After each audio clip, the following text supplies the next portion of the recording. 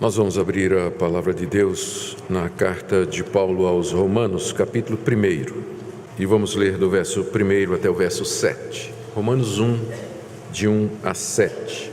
Paulo, servo de Jesus Cristo, chamado para ser apóstolo, separado para o Evangelho de Deus, o qual foi por Deus outrora prometido por intermédio dos seus profetas nas Sagradas Escrituras, com respeito a seu Filho, o qual, segundo a carne, veio da descendência de Davi, e foi designado Filho de Deus com poder, segundo o Espírito de Santidade, pela ressurreição dos mortos, a saber, Jesus Cristo, nosso Senhor, por intermédio de quem viemos a receber graça e apostolado por amor do seu nome, para obediência por fé entre todos os gentios, de cujo número sois também vós, chamados para serdes de Jesus Cristo. A todos os amados de Deus que estáis em Roma, chamados para serdes santos, graça a vós outros e paz, da parte de Deus nosso Pai e do Senhor Jesus Cristo. Até aqui a leitura da palavra de Deus. Vamos orar pedindo a iluminação do Espírito Santo para a compreensão da palavra de Deus. Senhor, nós queremos pedir que Teu bendito Espírito Santo nos conduza na compreensão da Escritura. Nós queremos exaltar o Teu nome, queremos aprender mais de Ti, mais a respeito da pessoa de Cristo. Eu quero pedir, Senhor, que nessa noite Tu fales ao nosso coração, que pela Tua graça Tu chames pecadores a Ti, consoles o Teu povo e nos instruas na Tua palavra. Pedimos ao Pai tudo isso em nome de Jesus. Amém. Meus queridos, através dos séculos a Igreja tem afirmado, ensinado que Deus salva pecadores mediante a fé em Jesus Cristo. Essa é a mensagem característica da Igreja cristã. A Igreja cristã tem muitas atividades no mundo. Ela faz obra social, ela atende a necessitados, ela se posiciona diante da cultura, ela se insere na sociedade. Mas a Igreja cristã é conhecida porque dela ressoa a mensagem das boas novas, de que Deus amou o mundo de tal maneira que deu o seu Filho unigênito para que todo aquele que nele crê não pereça, mas tenha a vida eterna. Desde o seu início, a Igreja cristã vem proclamando aquilo que nós conhecemos como o Evangelho, que são as boas notícias da parte de Deus.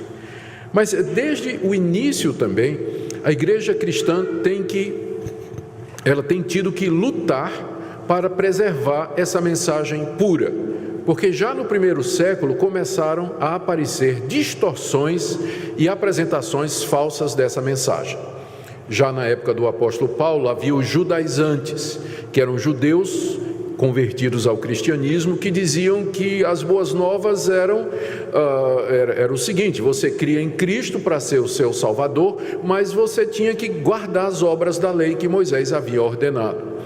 Então isso é considerado uma distorção do Evangelho, porque o Evangelho é que Deus nos salva gratuitamente pela fé em Cristo Jesus. Na mesma época apareceram os libertinos, ainda no período dos apóstolos, pessoas que diziam: essa é uma notícia boa demais, Deus nos salva pela fé em Cristo Jesus, logo, não importa de que maneira eu viva, não importa o que eu faça, eu serei salvo de qualquer maneira. E aí aproveitavam a graça de Deus como uma desculpa para viver em pecado. É outra distorção do Evangelho. No século II aparece uma outra versão do Evangelho chamada gnosticismo, que era uma tentativa de misturar a fé cristã com as categorias do pensamento helênico, da filosofia grega, das religiões de mistério. Mais outra distorção do Evangelho, exigindo que a igreja combatesse aqueles mestres, discutisse com eles e finalmente ganhasse a batalha no século IV. Mas aí veio a institucionalização da igreja. A igreja virou uma grande instituição, virou uma grande hierarquia encabeçada por um papa infalível. Durante a Idade Medieval, doutrinas estranhas entraram na igreja, como adoração a Maria, mediação de Maria, veneração dos santos, a doutrina do purgatório. Mais uma vez foi dito que a salvação é pelas obras, juntamente com a fé em Jesus Cristo. E depois que isso foi vencido pela reforma protestante, aí vem o liberalismo teológico, estudiosos na Alemanha, depois na Inglaterra, finalmente em toda a Europa, passando para os Estados Unidos, chegando no Brasil, dizendo que a Bíblia está cheia de erros, nós vivemos na idade da razão, que a ciência já mostrou que Deus não existe, nós não precisamos de Deus, a Bíblia na verdade é uma coleção de mitos. A boa notícia é simplesmente que Jesus era um profeta, era um ensinador de moralidade, de ética, e que os seus discípulos que inventaram todas essas histórias a respeito dele, que ele morreu numa cruz e coisas dessa natureza. E novamente a igreja teve que brigar pela pureza do Evangelho. E vencido o liberalismo teológico em parte, porque como movimento ele já praticamente se extinguiu, a igreja agora tem que enfrentar outras versões do Evangelho, o Evangelho da prosperidade, a teologia da libertação, igrejas que fazem o Evangelho ser simplesmente a chave que dá acesso a Deus, que dá trabalho, emprego, saúde, casamento, prosperidade e carro do ano para quem o busca. Se você fizer campanha, entregar dízimo, se você fizer sacrifício, e outra vez lá vamos nós ter que brigar pelo Evangelho, para manter o Evangelho puro. Em todas as gerações, a igreja tem sido obrigada a lutar pela fé evangélica, porque há distorções o tempo todo, e nós vivemos numa época em que existe também muitas distorções a respeito daquilo que são as boas notícias da parte de Deus. Por isso que é importante sempre nós voltarmos às Escrituras e fazer essa pergunta: o que é o Evangelho? Estamos nele? É no Evangelho original, puro e simples que nós cremos? É por esse motivo que nós estamos iniciando hoje uma série de mensagens na carta aos Romanos. E hoje nós temos diante de nós o prefácio e a saudação dessa carta que Paulo escreveu. Aqui, no trecho que eu li para vocês, o apóstolo Paulo segue o padrão que era costumeiro naquela época de quem escrevia uma carta. Ele se apresenta, diz o nome, dá algumas explicações a respeito da sua pessoa, identifica os destinatários a quem a carta é dirigida e faz um voto, que é uma espécie de desejo de paz e bênção para aqueles que o ouvem. Só que essa introdução, que tem 7 versículos, ela é maior do que o normal, se você comparar, inclusive, com outras cartas que o apóstolo Paulo escreveu, que estão no Novo Testamento. Ela é incomum, porque ela é bem extensa, essa introdução. E aqui Paulo não somente diz o seu nome, mas ele apresenta as suas credenciais, quem ele é. Em seguida ele se demora explicando o que é o Evangelho para o qual ele diz que foi chamado por meio de Jesus Cristo. E se dirige aos romanos, os crentes da cidade de Roma, dizendo para eles o que é que eles são, amados de Deus e assim por diante. E qual a razão para isso? O motivo é que Paulo estava planejando visitar a igreja que estava na cidade de Roma. Queria gastar um tempo com eles, queria ter comunhão com eles, ser edificado por eles. Ele vai dizer isso a partir do verso 8. Mas só que Paulo não era conhecido da igreja de Roma, ele não fundou a igreja de Roma. E ele não era conhecido pessoalmente, né? A fama de Paulo já tinha chegado na cidade de Roma, mas ele não era conhecido pessoalmente. E Paulo sabia que tinham boatos a respeito dele, do tipo assim, que ele era um mercenário, de que ele plantava igrejas e pregava o evangelho para arrecadar dinheiro em fundo próprio, que ele tinha intenções equivocadas, e que Paulo era um apóstata do judaísmo, que Paulo pregava contra Moisés, pregava contra o templo, contra as gloriosas instituições da antiga aliança. Paulo sabia de tudo isso. E Paulo queria que a igreja de Roma o aceitasse como missionário, porque ele tinha planos de pregar o evangelho na Espanha. E se você olhar no mapa, a Espanha estava lá em cima e Roma estava exatamente no caminho. E era uma igreja que poderia servir de base para o projeto missionário de Paulo. Então ele escreve essa carta com o objetivo de se apresentar e de apresentar o evangelho que ele prega. E ele faz isso explicando, já antecipando aquelas objeções que algumas pessoas deveriam levantar, do tipo assim: Paulo, você está pregando que a salvação é pela fé, mas então para que serve a lei? Paulo está dizendo que a salvação é mediante Jesus Cristo, mas e o Antigo Testamento, e os sacrifícios, como é que fica a nação de Israel? E enfim, todas aquelas acusações e perguntas e críticas que eram feitas com relação a Paulo. Então a carta aos Romanos é uma carta missionária, em que o apóstolo Paulo expõe quem ele é, o evangelho que ele prega, com o objetivo de ganhar o apoio da igreja de Roma para pregar o evangelho na Espanha. É por isso que aqui nessa introdução ele já dá um resumo da carta. Ele diz quem ele é, e o objetivo ao fazer isso é assegurar aos romanos de que ele não é um mercenário. Ele diz quem ele é, ele diz qual o evangelho que ele prega, qual o conteúdo desse evangelho e de quem ele o recebeu. Ele estabelece uma relação entre o evangelho e a antiga aliança, as promessas de Deus no Antigo Testamento, e ele se dirige aos romanos como sendo parte do propósito de Deus, que é levar esse evangelho não somente à nação de Israel, mas também ao mundo todo. Meu alvo nessa noite é fazer a exposição desses versos iniciais da carta aos Romanos, focando naquilo que Paulo nos ensina a respeito do evangelho. Ao fazermos isso, nós estamos voltando à minha proposição original. O que é o evangelho?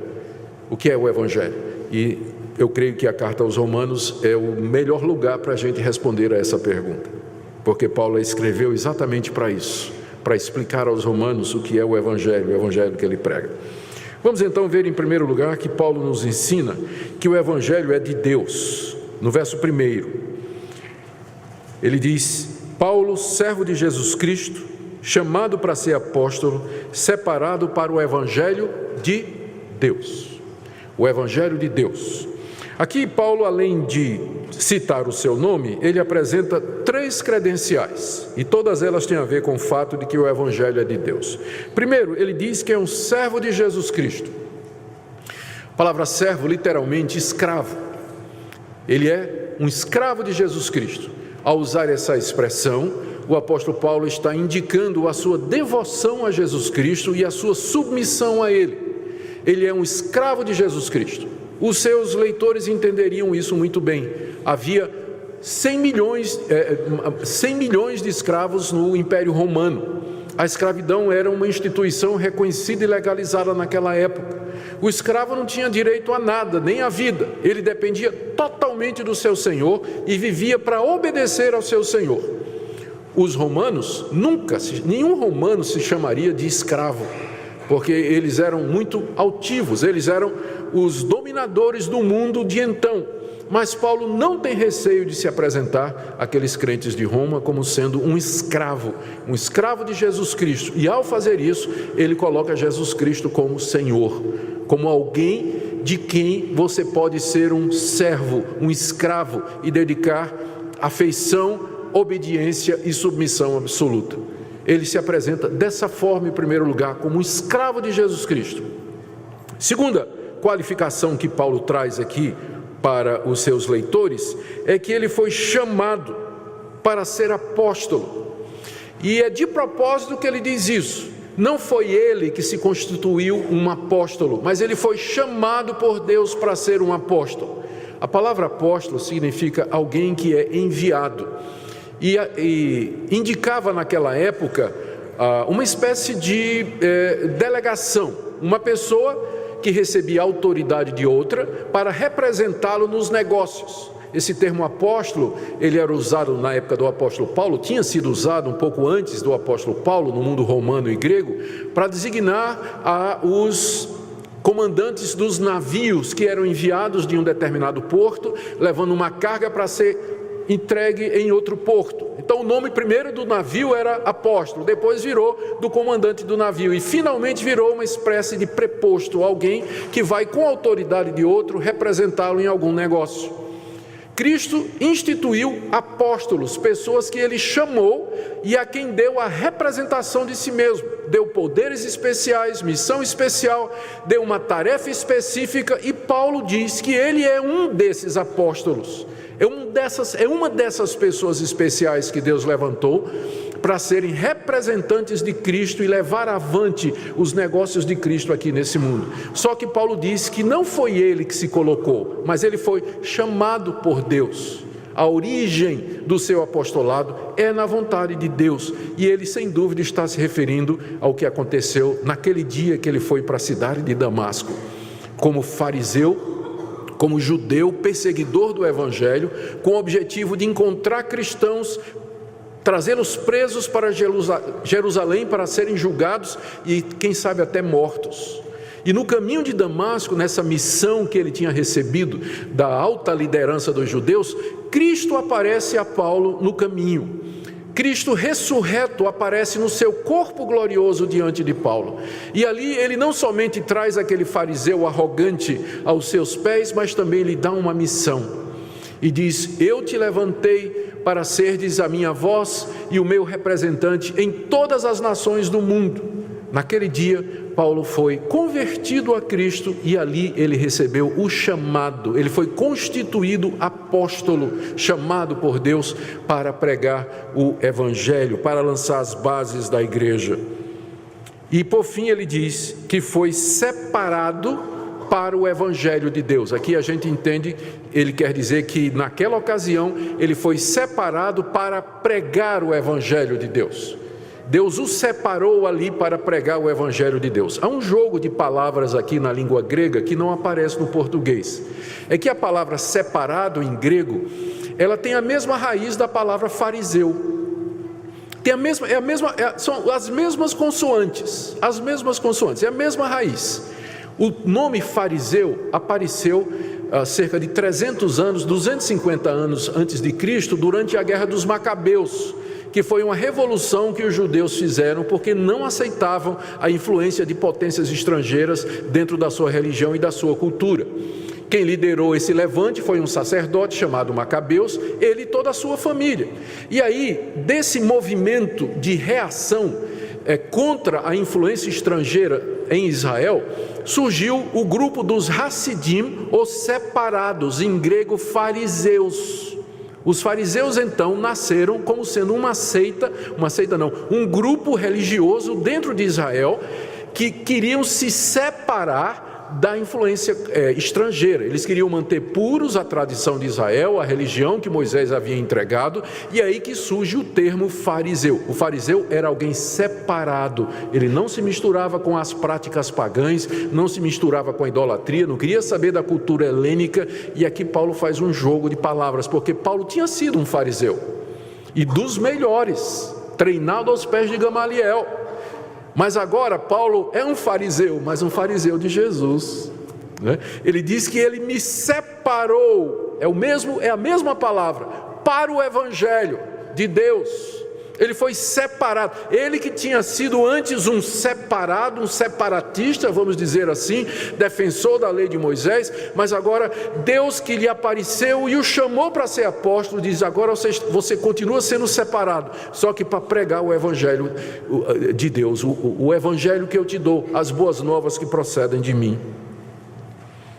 Servo, chamado e separado para pregar o Evangelho de Deus, final do verso 1, o Evangelho de Deus, ou seja, aquelas boas notícias que procedem de Deus. O motivo desta apresentação que Paulo faz, eu já disse, não é?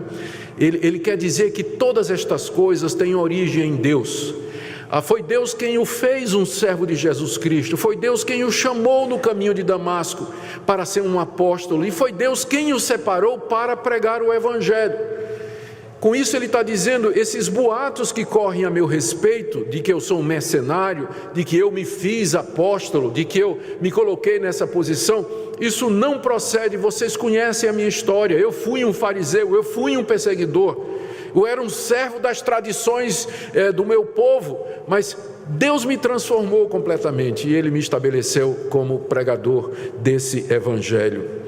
Paulo quer então assegurar os romanos a quem ele escreve de que de fato ele é um servo de Jesus separado para pregar o Evangelho, e que esse Evangelho não é uma invenção dele, mas é o Evangelho de Deus, o mesmo Deus que o chamou, o mesmo Deus que o constituiu, é o mesmo Deus que lhe deu o Evangelho, as boas notícias.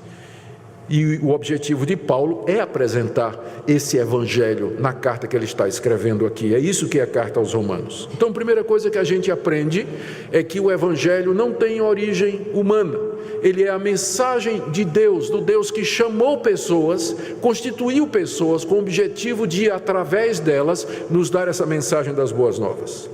Segunda coisa que Paulo diz é que, a respeito do evangelho, primeiro, que o evangelho é de Deus. Segundo, que o evangelho é uma promessa antiga de Deus. Está aí no verso 2 e no verso 3. Evangelho, verso 2: o qual foi por Deus outrora prometido por intermédio dos seus profetas nas sagradas escrituras com respeito ao seu Filho. No verso 2, o apóstolo Paulo está dizendo que esse evangelho, ele consiste, na verdade, numa promessa que Deus havia feito. Veja o verso 2: evangelho que foi por Deus outrora prometido. Deus havia prometido alguma coisa. E que coisa foi essa que Deus prometeu? Lendo as antigas escrituras, a escritura do Antigo Testamento, começando no livro de Gênesis, nós vemos como Deus veio fazendo promessas. Lá no jardim, no dia da queda, ele fez a promessa pela primeira vez: da descendência da mulher virá alguém que esmagará a cabeça da serpente. Depois, essa promessa se repete quando ele chama um homem chamado Abraão e diz: na tua descendência serão benditas todas as famílias da terra. E depois, quando ele dá a lei à nação de Israel, os descendentes de Abraão, ele coloca dentro da lei as leis referentes aos sacrifícios de animais e diz: quando o israelita pecar, ele deve oferecer um animal e o sangue deve ser derramado, e eu verei aquele sangue e eu perdoarei. Era uma promessa que era baseada no sangue de alguém.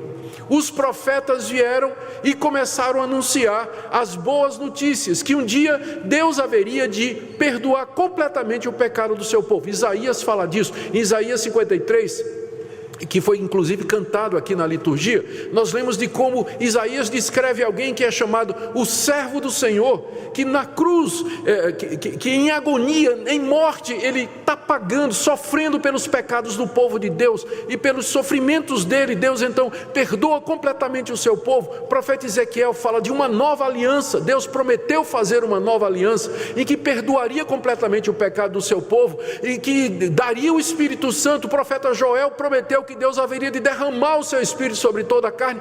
Os profetas, todos, falaram a respeito dessa promessa, de que Deus haveria de mandar um Salvador ao mundo. Então, o evangelho que Paulo prega não é uma coisa que ele inventou. Ele não inventou nada. Ele está simplesmente anunciando que aquilo que foi prometido, Deus cumpriu em Cristo. Que Jesus Cristo é o cumprimento de todas essas antigas promessas. E que, portanto, a boa notícia de que Cristo é o Salvador está em perfeita harmonia com a antiga aliança. Está em perfeita harmonia com os profetas, com Moisés. Não é nenhuma novidade, mas é simplesmente Deus agindo, dando sequência àquilo que ele havia prometido. No Antigo Testamento você tem a promessa, no Novo você tem o cumprimento. É isso que é o evangelho. Segunda coisa, que nós aprendemos, que é uma promessa antiga de Deus, que ele cumpre no seu Filho Jesus Cristo. Verso 2, mais uma vez: evangelho que foi por Deus outrora prometido por intermédio dos seus profetas nas sagradas escrituras. Paulo vê o Antigo Testamento como sendo o registro santo dessa promessa. Por isso que é um erro muito grande para nós desprezarmos o Antigo Testamento. Eu sei que nós gostamos muito dos evangelhos, especialmente do evangelho de João. Queremos falar de amor, de coisas bonitas, Lemos a história de Jesus nos evangelhos, as cartas de Paulo, sublimidade de Efésios e por aí vai, A majestade de Apocalipse e tudo mais. A gente não quer saber muito do Antigo Testamento, e quando gosta é só dos Salmos, e deles o 23. Mas as sagradas escrituras, elas são o registro dessa promessa. Elas foram dadas por inspiração divina. Elas nos mostram como Deus, desde o começo, desde o início, lá no jardim, Ele vem dizendo: eu vou mandar um Salvador para vocês. Nós não podemos entender o novo sem termos o velho. Mas para entendermos o velho, nós também precisamos do novo. Os dois estão juntos, a Bíblia e ela toda. O Evangelho não é uma novidade inventada por homens, mas é a continuação da história da redenção. Deus cumprindo, Deus agindo em mais uma etapa no seu propósito de salvar a humanidade. Terceira coisa que Paulo nos diz a respeito do Evangelho é que o Evangelho gira em torno de uma pessoa. Veja o que diz o verso 3. No verso 2, eu vou começar no verso 1. No verso 1 ele diz que ele foi separado por Evangelho que foi prometido por Deus nas Sagradas Escrituras. Verso 3, com respeito a seu filho, o qual segundo a carne veio da descendência de Davi, e foi designado Filho de Deus com poder, segundo o Espírito de santidade, pela ressurreição dos mortos, a saber, Jesus Cristo, nosso Senhor. O Evangelho é a boa notícia a respeito de uma pessoa. A respeito de uma pessoa. O Evangelho não é sobre prosperidade material. O Evangelho não é sobre receber a bênção. O Evangelho não é sobre moralidade. O Evangelho não é sobre ética. O Evangelho é uma pessoa. A respeito do seu Filho. Jesus é o centro do Evangelho. E, portanto, ele é o centro da pregação da igreja, de tudo aquilo que nós somos e fazemos, com respeito a seu Filho. A promessa de Deus era com respeito a ele, que ele haveria de mandar alguém para ser o Salvador. Paulo aqui fala de Jesus em termos da sua humanidade e da sua divindade. Ele diz aqui no verso 3, que o Filho de Deus, o Evangelho é a respeito do Filho de Deus, aquele que haveria de vir ao mundo. Ele, segundo a carne, veio da descendência de Davi. Segundo a carne quer dizer, segundo a natureza humana. E aqui é uma referência ao fato de que no tempo apontado por Deus, aquela promessa se materializou, quando o Filho de Deus se tornou um de nós. Ele nasceu da Virgem Maria, concebido pelo poder do Espírito Santo. Ele se tornou, segundo a carne, ele se tornou um de nós. Ele assumiu a carne humana, os ossos humanos, o sangue humano. Ele assumiu uma verdadeira natureza humana. Mais do que isso, ele quando nasceu, ele nasceu como descendente do rei Davi, que foi aquele rei de Israel a quem Deus ratificou a promessa, dizendo: da tua descendência virá alguém que se sentará no trono do meu povo para todo sempre. Era mais uma promessa. Então, quando Cristo nasce, ele nasce descendente de Davi, da linhagem de Davi, com direito ao trono de Israel, com direito ao trono do universo. Deus cumprindo. Antigo Testamento, promessa. Novo Testamento, cumprimento. O Filho de Deus, a respeito de quem o Evangelho gira, se tornou carne, se fez um de nós, e ele nasceu cumprindo todas as promessas. Ele nasce da descendência de Davi. Mas ele era mais do que um judeu de linhagem real. Ele era mais do que um judeu com pretensões ao trono. Ele, na verdade, era o Filho de Deus. Mais do que filho de Davi, ele era o Filho de Deus, aí no verso 4. Depois de ter falado sobre a perfeita humanidade do Filho de Deus, Paulo agora fala a respeito da sua divindade. Ele diz no verso 4 que ele foi designado Filho de Deus com poder. Ou seja, houve alguma coisa que aconteceu, ou algumas coisas aconteceram que designaram, demonstraram, confirmaram, deixaram claro para todo mundo que aquele judeu descendente de Davi era mais do que um homem como nós, mas ele era o próprio Deus. E Paulo menciona duas coisas aqui. Primeiro, ele diz: foi designado Filho de Deus com poder, segundo o Espírito de santidade. Tem duas possibilidades de interpretar essa frase. Primeiro, é uma referência ao Espírito Santo, mas seria uma construção estranha, porque Paulo, quando quer falar do Espírito Santo, ele diz Espírito Santo. É a única vez que aparece essa expressão Espírito de santidade. A outra é que pode se referir ao fato de que Cristo, que Jesus, durante a sua vida, aqui como homem, ele nunca cometeu pecado. Ele foi santo em todo o seu procedimento. E só há um ser que consegue ser santo em todo o seu procedimento, que é Deus. Então, ele foi demonstrado que ele é o Filho de Deus por causa do Espírito de santidade que havia nele. e pelo qual ele nunca pecou, ao contrário de toda a raça humana. Mas tem uma segunda coisa que designa, que mostra que Jesus era o Filho de Deus. Paulo diz no verso 4, pela ressurreição dos mortos. Ao ressurgir dos mortos ao terceiro dia, depois de se oferecer como sacrifício pelos pecados do seu povo, Jesus foi poderosamente designado como Filho de Deus. Se ele tivesse ficado morto depois da crucificação pelos romanos a pedido dos judeus, ele seria considerado até hoje como simplesmente mais um revoltoso judeu, como Teudas, como um tal de Judas, que foram revolucionários que apareceram antes de Jesus, que lideraram o povo. Teudas levou mais de 400 homens numa revolução armada contra Roma. Os romanos mataram Teudas e o movimento acabou. Depois apareceu um tal de Judas no tempo do recenseamento, aquele que Maria e José participaram, que também levantou as multidões e muita gente seguiu. Os romanos mataram esse tal de Judas e o movimento acabou também. E Jesus, aos olhos daquele pessoal, pareceria mais um líder revolucionário. Se ele tivesse ficado morto na sepultura, ele estaria na galeria junto com Teudas e Judas e outros revolucionários judeus, cujo movimento não deu em nada. Mas quando ele ressurge dos mortos ao terceiro dia, então ele é designado Filho de Deus. É confirmado, é demonstrado de que ele é o Filho de Deus e que ele é diferente de todos os outros. E Paulo ainda acrescenta, ele diz, não é, que ele foi designado Filho de Deus com poder. Ao ressurgir dos mortos ao terceiro dia, o Filho de Deus, sobre quem é o Evangelho, ele sobe aos céus, se senta no trono da majestade, e aí ele vai poder dizer aos discípulos, todo poder me foi dado no céu e na terra.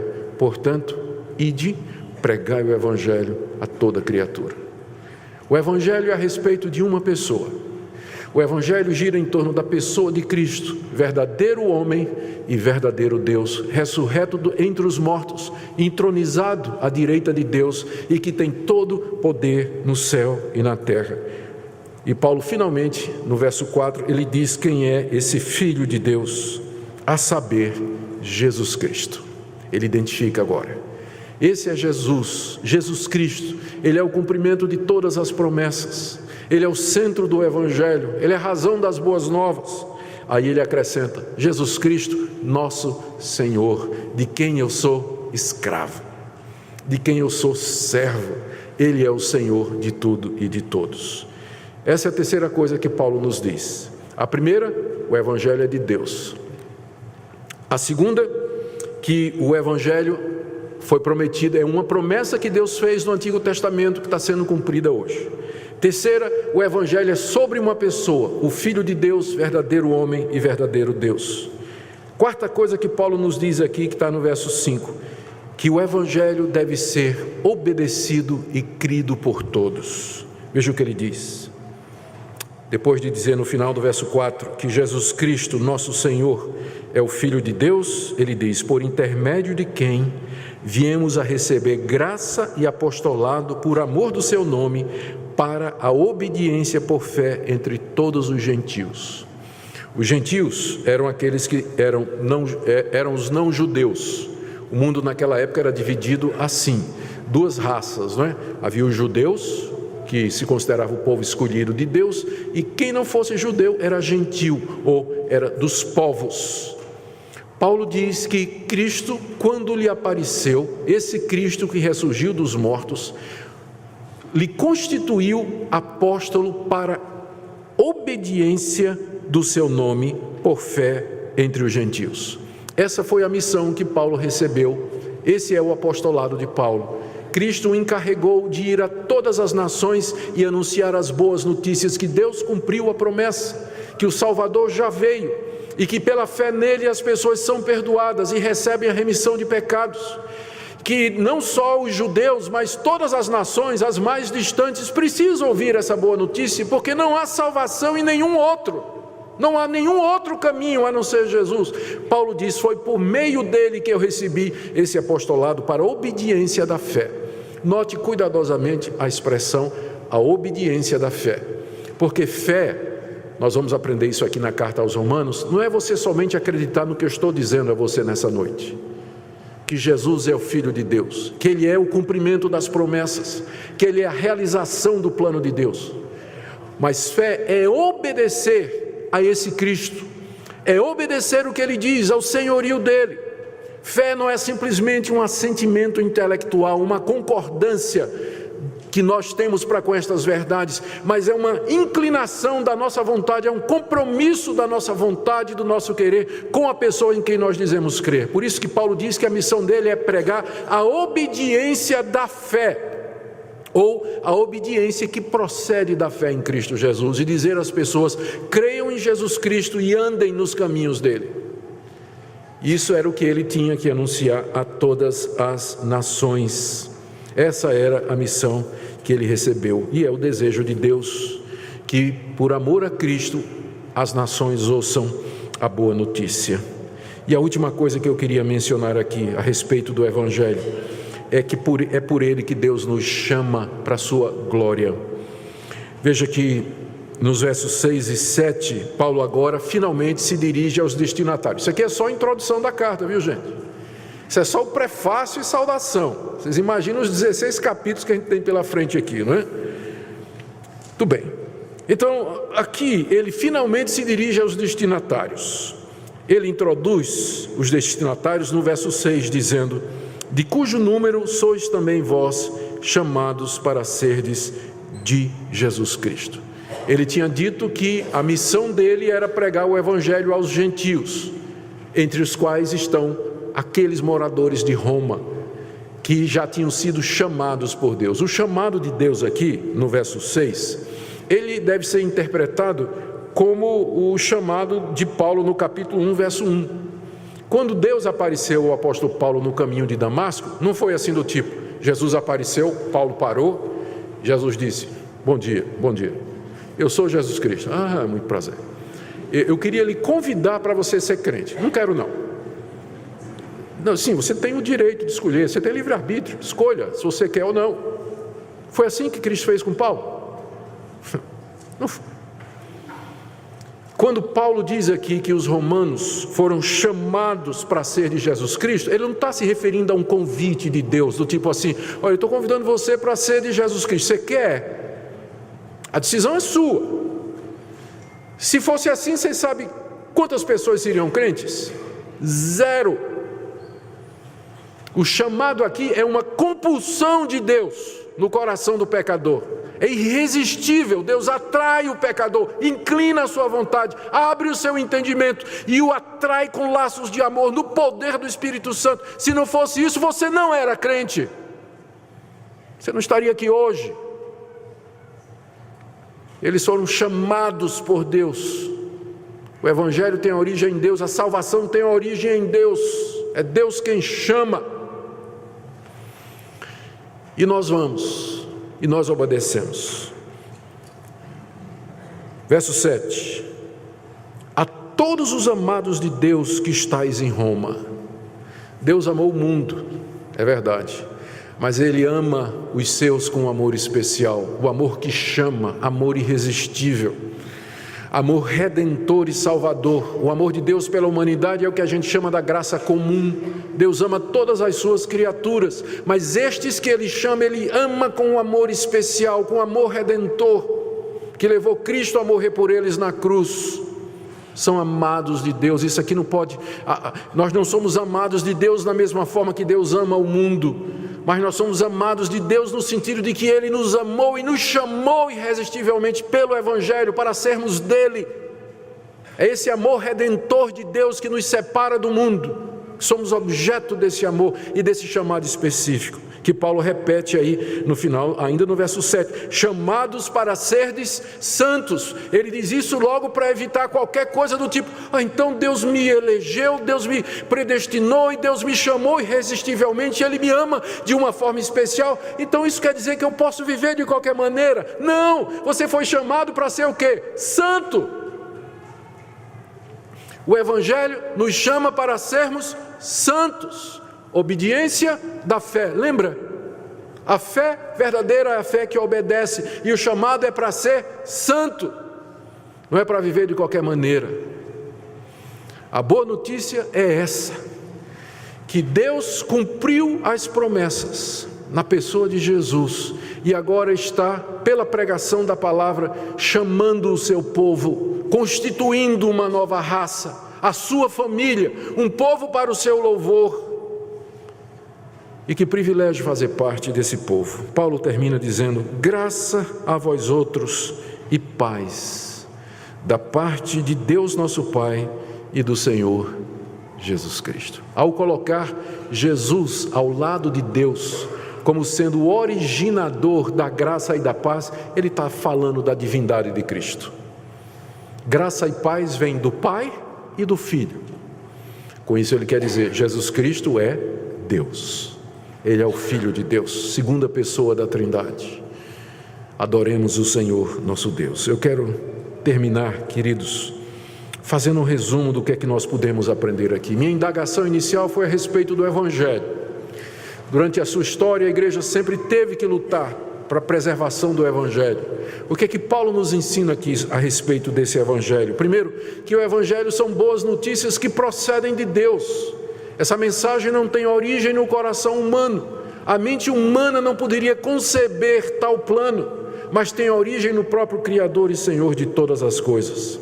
Segundo, que o Evangelho foi antecipado há muito tempo atrás, através dos escritos de Israel, através dos profetas que Deus levantou, que registraram as promessas que Deus havia feito. Portanto, não é nenhuma invenção dos cristãos. Está em perfeita harmonia com aquilo que vem desde a antiguidade.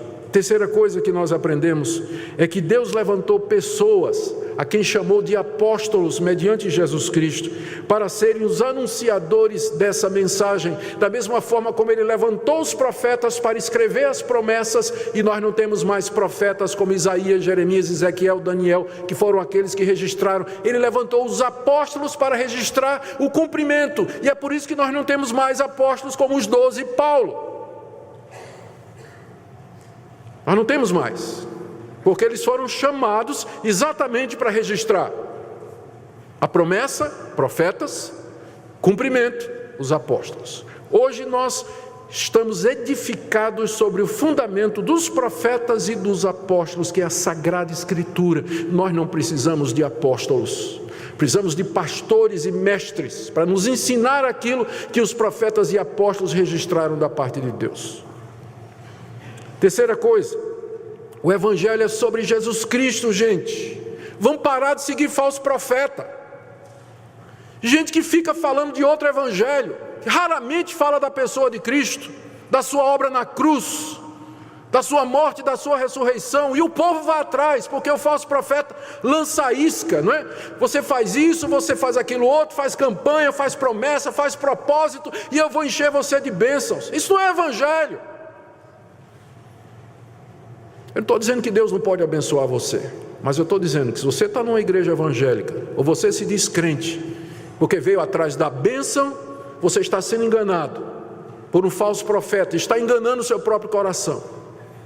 O Evangelho é a respeito de uma pessoa, aquele que é o cumprimento das promessas de Deus, que mandaria um Salvador para nos livrar dos nossos pecados e nos dar a vida eterna.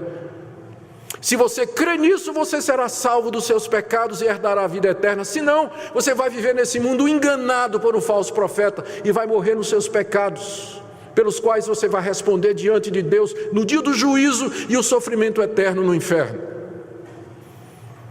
O inferno está cheio de gente que um dia creu num falso evangelho. O verdadeiro evangelho é esse aqui, ensinado pelo apóstolo Paulo, ensinado pelos profetas no Antigo Testamento, pelos apóstolos no Novo. Ele é o nosso fundamento. Talvez você tenha ouvido um falso evangelho até o dia de hoje, mas eu queria que você examinasse o que você tem ouvido à luz da palavra de Deus. Talvez você professe crer nesse evangelho, mas esse evangelho é um chamado para ser santo.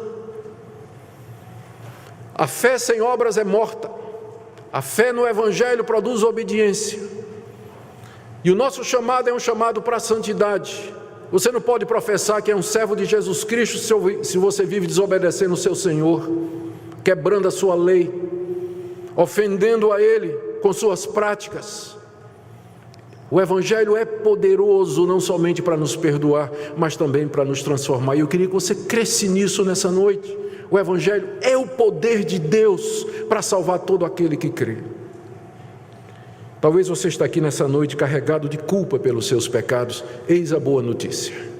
Deus já mandou alguém para tirar a sua culpa, pagar a sua culpa, remir os seus pecados. Alguém em quem você pode ter a vida eterna, em quem você pode ter graça e paz. É Jesus Cristo, Filho de Deus, descendente de Davi, ressurreto dos mortos e que tem todo o poder no céu e na terra. Adoremos o Senhor. Ó Deus, que evangelho maravilhoso! E como faltam as palavras para poder expor a profundidade, a majestade do Teu Evangelho. Te damos graças porque nos chamaste pelo Evangelho de forma irresistível, nos amaste antes da fundação do mundo, cumpriste a Tua promessa do Redentor. Te damos graças pelo Teu Filho, que se fez um de nós segundo a carne, mas foi demonstrado Filho de Deus segundo o Espírito. Te damos graças porque Ele tem todo o poder no céu e na terra. Senhor, eu peço que Tu apliques esta palavra nessa noite a todos os corações que ouviram atentamente. E que Teu bendito Espírito Santo chame irresistivelmente, poderosamente aqueles que Tu tens amado. E aqueles que já são Teus, consola-os com este Evangelho. Amanhã nós vamos voltar para as nossas atividades, no dia a dia, na escola, no trabalho. A rotina da dona de casa, a rotina da faculdade, consola-nos com este Evangelho, com a presença do Senhor Jesus, nos ajuda a ficar firmes, alegres, pensando nesse grande tesouro. Abençoa o Teu povo aqui presente, é o que pedimos no nome do Senhor Jesus. Amém.